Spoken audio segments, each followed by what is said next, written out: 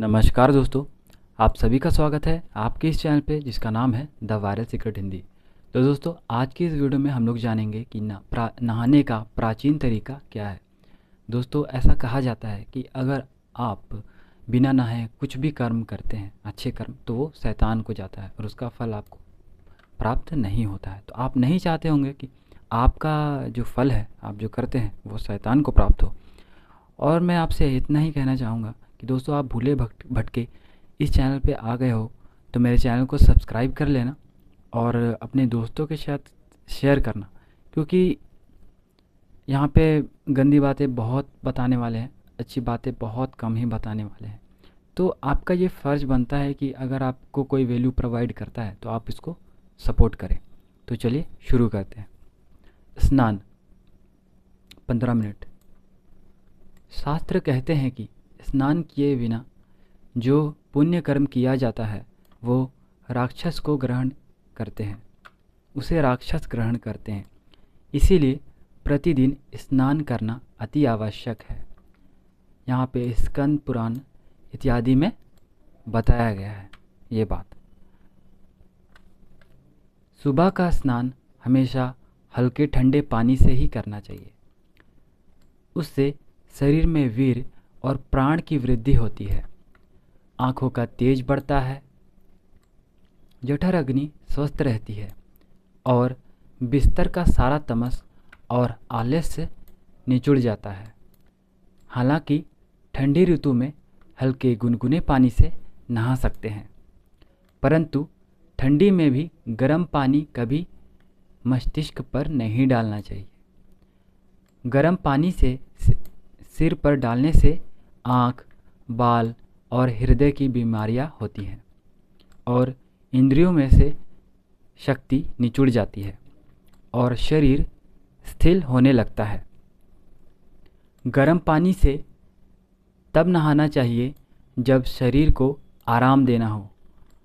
Cold water for freshness, hot water for relaxation. तो मैं उम्मीद करता हूँ यहाँ तक आपको हर चीज़ क्लियर हो गया होगा। अगर क्लियर नहीं होता है तो आप इसे फिर से बैक करके फिर से देखिए, और अगर फिर भी नहीं समझ में आता है तो आप कमेंट बॉक्स में पूछ सकते हैं कमेंट करके। ठीक है, चलिए आगे बढ़ते हैं।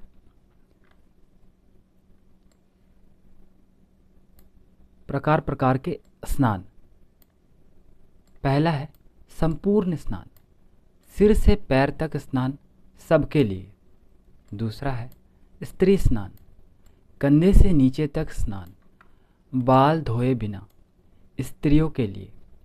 ये यहाँ पे स्त्रियों के लिए इसलिए कहा गया है कि स्त्रियों के लिए क्योंकि उनके बाल बहुत बड़े होते हैं, तो वो रोज़ के रोज़ वो बाल धोएंगे तो उनको बीमारियाँ हो सकती है, सर्दी जुकाम ये सब हो सकते हैं। इसीलिए कंधे से नीचे तक स्नान यहाँ पे कहा गया है। अगर आप बाल धोना भी चाहते हैं स्त्रियों के लिए, अगर आप स्त्री हैं और ये वीडियोस देख रहे हैं, तो मैं आपसे कहना चाहूँगा कि आप हफ्ते में 2 दिन अपने सर धो सकते हैं। और यहाँ पे तीसरा है अर्ध स्नान, कमर से नीचे तक का स्नान, खेत से लौटते किसान के लिए। और यहाँ पे अर्ध स्नान ये आप किसान के लिए नहीं, ये आपके लिए भी है। देखिए, अगर आप कुछ भी शौच के लिए जाते हैं, 2 नंबर के लिए जाते हैं, तो उसके बाद आपको कमर से नीचे तक का स्नान ये बताया गया है। वो मैं कभी आपको आगे मैं बताऊंगा, लेकिन ये बताया गया, ये इसलिए ये अर्ध स्नान है। अगर आप कभी भी शौच के लिए जाते हैं, टॉयलेट के लिए नहीं, शौच के लिए जाते हैं, तो आपको अर्ध स्नान करके ही क्या बोलते हैं घर घुसना है और सोना है, खाना है, जो भी करना है। तो ये बहुत ही इम्पोर्टेंट है। जब भी आप 2 नंबर जाएं तो अर्ध स्नान कर ले, और उस वस्त्र को जो भी आप पहने हैं, ये बुक में नहीं दिया हुआ है, ये मुझे पता है, मैंने पढ़ा है, इसलिए मैं आपको बता रहा हूँ, मैं अपनी तरफ से बता रहा हूँ, इसलिए इसे ध्यान से सुनना। तो आपको करना ये है कि आप वो कपड़े को बदल दे, वो अच्छा है, या फिर वो कपड़ा पहन के ही ना जाए। ठीक है, जो आपका इम्पोर्टेंट कपड़ा है, कोई रद्दी सा कपड़ा पहन के जाए बाथरूम के लिए। ठीक है। और चौथा है अल्प स्नान, हाथ मुंह और घुटने से नीचे तक का स्नान प्रतिदिन नहीं, प्रतिदिन कहीं लौटने पर, घर में जाने से पहले। जैसे कि आप कहीं से बाहर से आते हैं, स्टूडेंट है, कहीं से कोई खेल कूद करके आता है या फिर कोई ड्यूटी पे गया है तो ड्यूटी से आता है तो ये वो कर सकता है अल्प स्नान। और ये पांचवा है कपिल स्नान। भीगे कपड़े से शरीर को पोंछ कर करवाया स्नान, बीमार, शारीरिक, इजायुक्त और अत्यंत वृद्ध लोगों के लिए। तो ये बेसिकली ये जो बीमार है, जो नहीं नहा सकते हैं, जो बच्चे हैं, एकदम शिशु है, बालक है, और जो एकदम वृद्ध है, उनको ये, उनके लिए ये कपिल स्नान है। ठीक है, तो हर सामान्य पुरुषों के लिए दिन में एक बार स्नान, संपूर्ण स्नान अति आवश्यक है। फिर दिन भर में 4 से 12 बार अन्य प्रकार के स्नान किया जा सकता है। तो ये संपूर्ण स्नान जो है ये आप एक बार दिन में ज़रूर करें अगर आप स्वस्थ हैं तो। फिर उसके बाद आप अर्ध स्नान है, कपिल स्नान है, फिर उसके बाद अल्प स्नान है, ये आप कर सकते हैं। ठीक है, अगर आपको कोई भी प्रॉब्लम है इसमें तो आप कमेंट बॉक्स में पूछ सकते हैं। तो चलिए आगे बढ़ते हैं। और स्नान विधि, सर्वप्रथम कमर से नीचे भाग को गमछे से लपेट ले। संपूर्ण नग्न होकर कभी ना स्नान करें, उससे वरुण देव के प्रति अपराध लगता है और वाणी संबंधित तकलीफ़ें खड़ी होती हैं। दूसरा है, स्नान की शुरुआत में जय जगन्नाथ बोलकर सिर नीचा करके सिर पर 2-3 लोटे जल डालकर स्नान करना चाहिए। ऐसा करने से मस्तिष्क की गर्मी पैरों से निकल जाती है। जो लोग पहले पैर धोते हैं उनकी गर्मी मस्तिष्क में चली जाती है।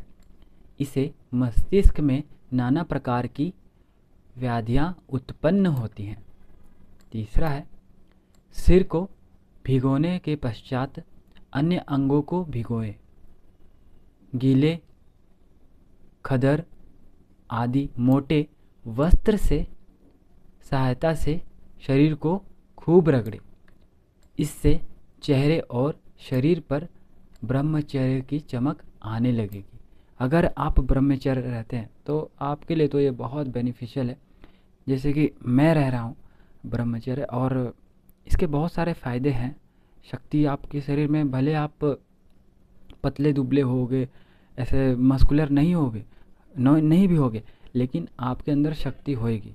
तो ये ब्रह्मचर्य का ये ताकत है। उसके बहुत सारे फ़ायदे हैं, मैं आपको कभी अगले वीडियो में बताऊंगा। अगर आप पूछना चाहते हो कि मेरा 2.5 साल का जो ब्रह्मचर्य का जो ये रहा है, नियम रहा है, वो कैसे रहा है और कैसे मैंने क्या क्या प्रॉब्लम्स फेस करी है और क्या क्या दिक्कतें आती है, और वो जानना चाहते हो उसे सक्सेसफुली कैसे ब्रह्मचर्य का पालन किया जा सकता है, तो आप कमेंट सेक्शन में आप पूछ सकते हो। अगर आप पूछोगे तो मैं आपके लिए एक वीडियो ज़रूर बनाऊंगा। तो चलिए आगे बढ़ते हैं। चौथा है, संपूर्ण स्नान के दौरान इस मंत्र का उच्चारण करें। ओम गंगे च यमुने चैवा गोदावरी सरस्वती नर्मदे सिंधु कावेरी जलेस्मिन् सन्निधिं कुरु। तो ये आपको नहाते वक्त ये आपको बोलना है। आप चाहे तो इसे स्क्रीनशॉट ले सकते हैं। इसका अर्थ क्या है वो हम जान लेते हैं। गंगा, यमुना, गोदावरी, सरस्वती, नर्मदा, सिंधु और कावेरी समस्त तीर्थ मेरे पानी में पधार कर उसे पवित्र बनाए, जिसमें स्नान करके मेरे सभी पाप नाश हो जाएं। तो ये इसका अर्थ है। तो आप चाहिए तो इसे स्क्रीनशॉट ले सकते हैं। और चलिए हम 5th की ओर बढ़ते हैं। ज़रूरत पड़ने पर आयुर्वेदिक साबुन का उपयोग करें। यदि उपलब्ध नहीं है तो बेसन, हल्दी, सरसों के तेल का उपटन का उपयोग करें।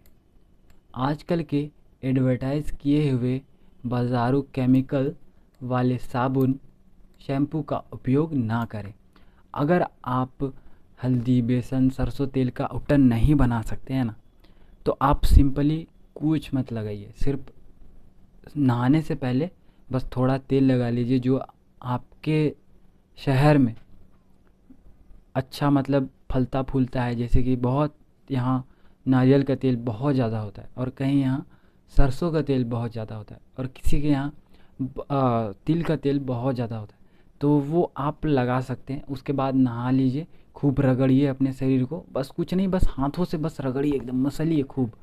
ऐसे मसलिएगा तो आपके जो छिद्र हैं आपके शरीर में, जैसे पत्तों में होते हैं ना फोटोसिंथेसिस के लिए, वैसे हमारे शरीर में भी छिद्र होते हैं। वो खुल जाएंगे और आपके जितने भी मैल आपको निकलना रहेगा उतना निकल जाएगा। ठीक है, तो ये आप कर सकते हैं। क्योंकि मैं भी साबुन यूज़ नहीं करता हूँ, मैं भी यही टेक्निक यूज़ करता हूँ। बस तेल लगाता हूँ और उसके बाद अच्छे से खूब मर्दन करता हूँ अपने ही हाथों से बिना साबुन के। बस स्नान के पश्चात अंगों में मैल ना उतारे, अंगों से मैल ना उतारे। बालों को कभी ना झटके। बालों से झटका पानी जिस पर पड़े वो फिर से अशुद्ध हो जाता है। इसीलिए तैलीय से शरीर को तौलिए से शरीर को भली भांति सुखाकर धुले हुए वस्त्र धारण करें। स्नान के पूर्व जो वस्त्र कवच त्वचा से लगे पहने थे उन्हें स्नान के पश्चात नहीं पहनना चाहिए। तो इसका यही अर्थ है कि अगर स्नान के बाद आपको अपने शरीर को बहुत बढ़िया से एक तौलिए से सुखा लेना है और अपने बाल को किसी के ऊपर, किसी इंसान के ऊपर, किसी के ऊपर भी झटकना नहीं है। क्योंकि ऐसा आप करोगे तो जो आपकी अशुद्धियाँ हैं वो उस वस्तु में या फिर व्यक्ति में जा सकती हैं। और अपने शरीर को बढ़िया से पोंछ लीजिए। ठीक है, और उसके बाद जो आपने उतारा है वस्त्र नहाने के समय, उस वस्त्र को दोबारा ना पहने। उसके नहाने के बाद स्वच्छ धुला हुआ वस्त्र ही पहनिए। ठीक है, चलिए आगे बढ़ते हैं। स्नान के कुछ आवश्यक नियम। तेल मालिश के बाद, शौच क्रिया के बाद, शमशान से लौटकर, स्त्री संग के बाद, बाल कटवा के या दाढ़ी कटवाने के बाद तुरंत स्नान कर लें। क्योंकि शास्त्र कहते हैं कि इन प्रयोग के बाद जब तक मनुष्य स्नान नहीं करता तब तक चंडाल बना रहता है। वस्त्रहीन नग्न होकर कभी स्नान नहीं ना करें। केवल अकेले हो फिर भी अपने आप को भी कभी संपूर्ण वस्त्रहीन कभी नहीं देखना चाहिए। ऐसा मनुस्मृति, कूर्म पुराण, पद्म पुराण, विष्णु स्मृति, वामन पुराण इत्यादि में ऐसा बताया गया है। तो भोजन के बाद, तुरंत बाद और रात्रि के समय स्नान ना करें। ऐसा यहाँ पे इसलिए बताया गया है क्योंकि अगर आप भोजन के तुरंत बाद आप स्नान कीजिएगा ना, तो ऐसा होता ये है कि जब हम खाना खाते हैं तो हमारी जो प्राण शक्ति है वो जठर अग्नि में चली जाती है और पूरा जो हमारी शक्ति है वो भोजन पचाने में चला जाता है। अगर उसके बाद आप नहाओगे तो आपका शरीर ठंडा होगा थोड़ा, तो उससे होगा ये कि आपकी जो जठर अग्नि है वो क्या है उसमें एक आग होती है, वो खाना पचाती है। अगर वो ठंडी हो जाएगी तो फिर आपका भोजन पचेगा नहीं, फिर आपका स्वास्थ्य बिगड़ सकता है। इसीलिए आपको फिर आपका हाजमा ठीक से नहीं होगा और आपको प्रॉब्लम होगी। अगर आपको रात के समय अगर आप नहाते हैं तो आपका जो कफ है वो बढ़ सकता है, आपको सर्दी खांसी हो सकती है। इसीलिए रात्रि के समय नहीं नहाना चाहिए। तो नदी में धारा होती है, उसे उस ओर मुंह करके तथा अन्य जलाशय में सूर्य की ओर मुँह करके स्नान करना चाहिए। तो जिस ओर नदी की धारा होती है उस ओर मुँह करके स्नान करना चाहिए, अन्यथा सूर्य की ओर मुँह करके स्नान करना चाहिए। आप चाहे तो पूर्व की ओर मुँह करके स्नान कर सकते हैं, वो सबसे बेस्ट रहेगा। सूर्य की धूप से आकर तुरंत बिना विश्राम किए स्नान करने वालों की दृष्टि मंद पड़ जाती है और सिर में पीड़ा होती है। तो अगर यदि आप बाहर से आते हैं धूप से गर्मी के दिनों में, तो आपको बिल्कुल नहाना नहीं है, थोड़ा स्थिर हो जाना है, 10 मिनट 15 मिनट आराम कर लेना है, उसके बाद स्नान करना है। या फिर ठंडा पानी भी अब अगर आप पी रहे हैं तो उसके आपको थोड़ा स्थिर हो जाना है, उसके बाद आपको पानी भी पीना है और स्नान अगर आप करना चाहते हैं तो कर सकते हैं उसके बाद, ठीक है। ज्वर, अतिसार, कान के रोग, वायु रोग, अफरा, अजीर्ण, अधीर्त, नेत्र रोग, मुख रोग, जुकाम में तथा भोजन के बाद स्नान नहीं करना चाहिए, ठीक है। कुएं से पवित्र, झरने का, उससे सरोवर का, उससे नदी का, उससे तीर्थ का जल होता है और गंगा का जल सबसे पवित्र होता है। ये बात आपको, ये जो बात है ना, ये बात आपको चाणक्य नीति में भी देखने को मिल जाएगा। अगर आप चाणक्य नीति मैं आपको अगर अगर इन फ्यूचर आपको मैं बताऊंगा। अगर आप चाहो तो आप कमेंट कर सकते हो, मैं चाहूँगा तो आपको चाणक्य नीति भी बता सकता हूँ। याद रखें, धूर्तों के लिए कोई नियम नहीं होता है। अगर आप ये नियम फॉलो नहीं करते हो तो हो सकता है कि आप धूर्त होते हो, क्योंकि धूर्तों के लिए कोई नियम नहीं होता। वो जो मर्जी करता है वो करते हैं, जो नहीं करता है वो भी करते हैं। उनका कोई रूटीन, ये टाइम टेबल कुछ भी नहीं होता। तो यहाँ पे लेखक फिर से याद दिला देना चाहते हैं कि एडवर्टाइज किए गए बाजारू साबुन और शैम्पू उपयोग में ना लें। दुनिया की सबसे बड़ी यूनिलीवर कंपनी के डव और ड्रेम्सो जैसे कई विख्यात शैम्पू और साबुन में कैंसर देने वाले द्रव्य मिलने से उन्हें बस यही समझ लीजिए कि यही है कि आपको साबुन का यूज़ नहीं करना है। ये लेखक यहाँ पे ज़ोर देना चाहते हैं। मूर्खता का त्याग कीजिए और सिर्फ घरेलू या आयुर्वेदिक चीज़ों शरीर पर लगाएं। चीज़ें आपको सिर्फ घर का ही आयुर्वेदिक चीज़ ही लगाने के लिए यहाँ पे कह रहे हैं। ये सब कंपनियाँ सिर्फ अपना लाभ चाहती है और किसी का नहीं। चलिए, स्नान करते ही आपको क्या करना है? 30 दंड बैठक लगाइए, झट को टाले नहीं, इसको टाले नहीं। आपको यहाँ पे 3 बैठक लगाना है। इससे शरीर पे बचा पानी और शरीर में बचा तमस निकल जाएगा और शरीर हल्का सा गर्म हो जाएगा दिन की शुरुआत के लिए। फिर बाथरूम से निकलते समय हथेली में थोड़ा सा पानी लेकर अपने बिस्तर पे उसे पुनः यह मंत्र बोलकर छिड़ककर बिस्तर को शुद्ध करें, जो मैंने आपको बताया था। ओम गंगे च यमुने चैवा गोदावरी सरस्वती नर्मदा सिंधु कावेरी जलेस्मिना समद्धेन सन्निध कुरु। ये आपको बोलना है और क्या करना है? अपने बिस्तरा पे छिड़क देना है। इसके बाद पूजा के लिए धोती पहन ले, दिनचर्या के कपड़े कभी ना पहने। मतलब दिनचर्या के कपड़े यहाँ पे ये कहना चाह रहे हैं लेखक कि जो आप वैसे नॉर्मली पहनते हो, आपको पूजा के लिए एक अलग कपड़ा पहनना है, ये यहाँ पे कहना चाहते हैं, ठीक है। एक भगवान को अर्पित किया हुआ सुगंधित इत्र रखें, जो नहाने के बाद तुरंत प्रसाद रूप में गले और आसपास, गले के आसपास और हथेली के पीछे लगा ले। भगवान के सामने और समाज में हमेशा अच्छी सुगंध के साथ जाना चाहिए। यह शरीर शुद्ध हो जाने के बाद फिर शुरू करेंगे। तो दोस्तों, कल मैं आपको बताऊंगा साधनाचर्या। ठीक है, तो आज के लिए बस इतना ही।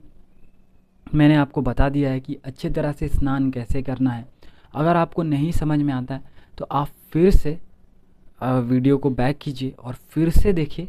अगर आपको फिर भी कुछ नहीं समझ में आता है तो आप कमेंट बॉक्स में मुझसे पूछ सकते हैं, मैं आपको डिटेल में आपको जवाब दूंगा। अगर आप मेरे चैनल को सब्सक्राइब कर लीजिएगा तो बहुत अच्छा रहेगा, क्योंकि मैं इसी तरह के वीडियोज़ लेकर के आता हूँ। अगर आप चाहते हो कि मैं आपको ये वीडियो मतलब ये बुक आपको मैं दूँ, दिनचर्या का दूँ, तो आप मेरे मेंबरशिप आप मेरा ले सकते हैं, जिसमें मैं आपको सारा ये बता दूंगा कि कैसे क्या करना है। ठीक है, आप मेरा बुक ले सकते हो। अगर आप मेरा मेंबरशिप ज्वाइन करते हो तो मैं आपको प्रॉपर एक वीडियो बना के दूंगा। मैं उसमें खुद बताऊंगा कि कितने बजे मैं उठता हूँ और क्या क्या करता हूँ, क्या क्या नहीं करता हूँ। एक एक चीज़ मैं प्रॉपरली करके बताऊंगा, तो आपको समझ जाएगा एक वीडियो में कि आपको कैसे क्या क्या करना है। वैसे आपको अगर नहीं समझ में आ रहा हो तो आप चाहो तो आप मेरा मेंबरशिप ज्वाइन कर सकते हो यहाँ पे। और मैं यही कहना चाहूँगा कि आप स्वस्थ रहो, मैं बस इतना कहना चाहता हूँ। आप मेरे चैनल से जुड़े रहो, क्योंकि मैं अच्छे अच्छे बातें बताता हूँ आपको।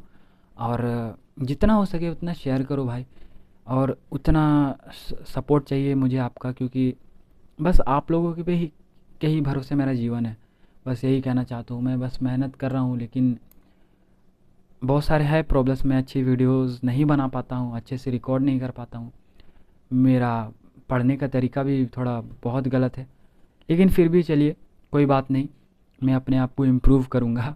और मैं चाहूँगा कि आप मेरे साथ बने रहिए। फिर भी चलिए, मिलते हैं अच्छे से अगले वीडियो में। तब तक के लिए जय हिंद, जय भारत। मिलते हैं अगले वीडियो में।